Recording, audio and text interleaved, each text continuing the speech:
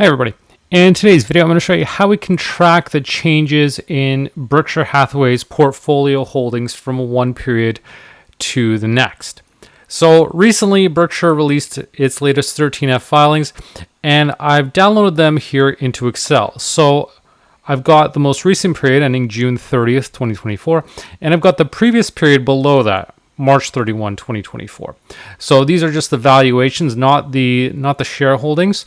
So the valuations could change if the stock price has gone up or down, and obviously if Berkshire has bought or sold shares of these individual stocks. So I've organized it this way because it's really easy to now put this into a pivot table and do these period over period comparisons. I'm going to show you how we can do that.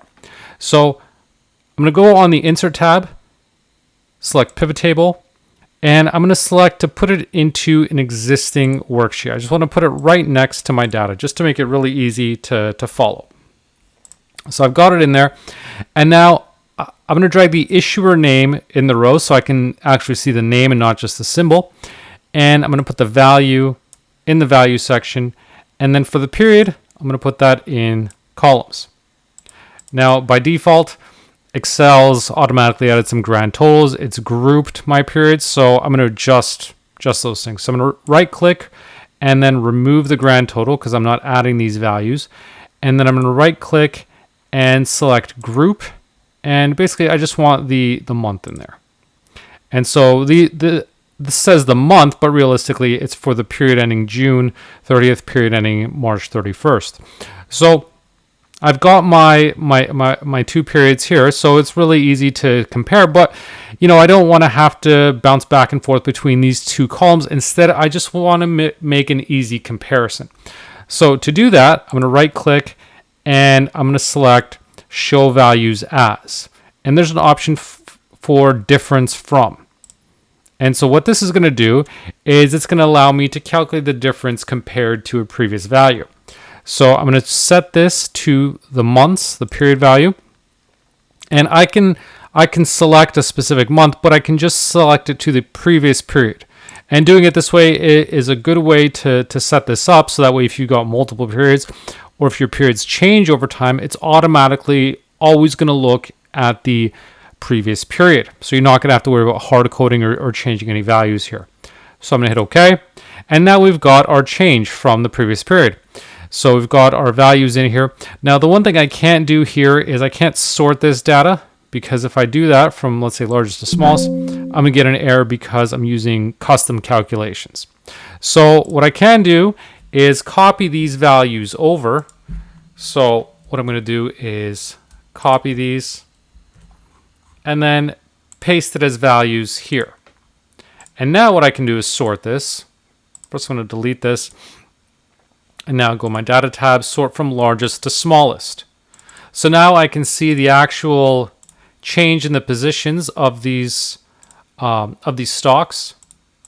So we can see that Bank of America had the largest period over period change, whereas the largest drop was Apple at over $51 million in valuation. And so Buffett's been selling a lot of Apple stock recently, so that's not really a surprise.